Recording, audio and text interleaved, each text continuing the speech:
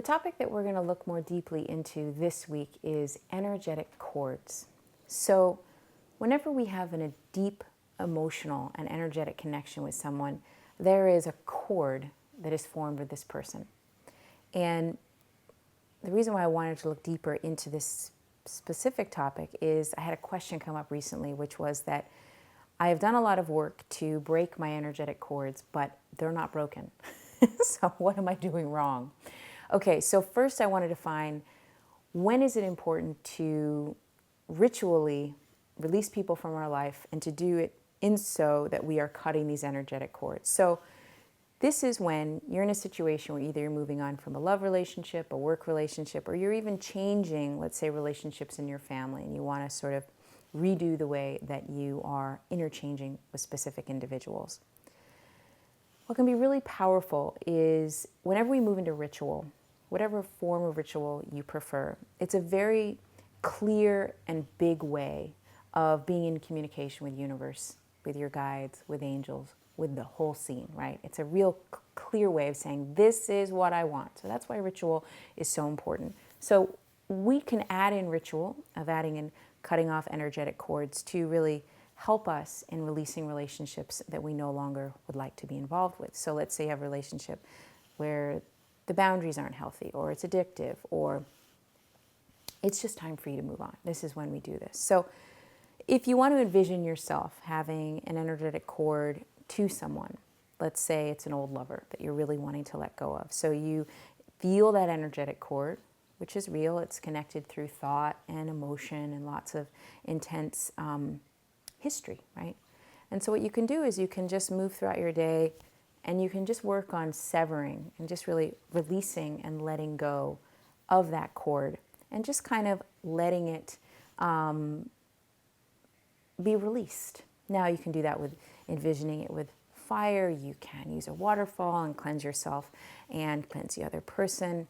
Now, the reason why this is, again, really important in ritual is that it sets a really clear signal. And the times when it doesn't work, and this is a really great question, I'm so glad this was brought to my attention, is if we're continually moving into this ritual and we're forgetting to do this from the expression of our highest self. So, from the expression of our highest self, we understand that we are all one energy. We understand that I'm not really dividing myself from anybody because we're all connected.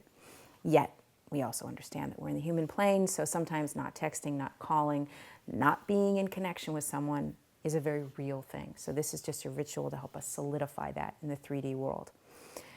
When we do this from a place of pushing away, from a place of resistance, whatever we push away comes back. Whatever we resist persists. So, in releasing anyone from our life, in that powerful goodbye, we must do it from a place of love. And that's when it works. When we release, when we let go from that place of higher love, which is honoring another person, which is honoring yourself, which is wishing someone the best for them as you wish the best for yourself. When you continue to move into those higher tonalities and you release and you let the energetic cords go from that place, then it works. So, set the prayer, set the intention, add into your ritual a lot more love, a lot more kindness, a lot more gentleness, and a lot more compassion. A prayer that I like to include is, may the best outcome arise for the both of us as we go on our separate paths. Right? So I'm wishing not only the best for myself, but also the best for the other person, that in that separation, there is a lot of blessing towards love and kindness and really hoping and opening towards the best outcome and path for both of us as we go separate ways. When you add in that love, when you add in that compassion, when you add in that warmth in the release of the energetic cords, then it just gets a lot easier for both parties. And it's a lot more powerful. And the goodbye and the separation is more manageable and it's more kind. It also creates clean endings. And clean endings energetically are extremely important, especially if you're dealing with love relationships. If you are looking, or anything, Love relationships, that's the first thing that comes to my mind because I was just doing that video about healing from heartbreak. But if you're leaving a job, if you're leaving a close best friend, right, and you're wanting to start something new, if you create a clean, energetic ending, you will automatically create a landing pad for a clean, energetic beginning with someone else. It's just good karma. That which you put out comes back. And it's just important here to have an understanding of the laws of energetics, that what I put out there comes back. And if I'm pushing someone away, of course, there's just going to be that pullback. Instead of lovingly release, being clear and firm with your boundaries, but being very, very specific that you're doing so from a place of kindness, gentleness, and with the best intentions for all parties.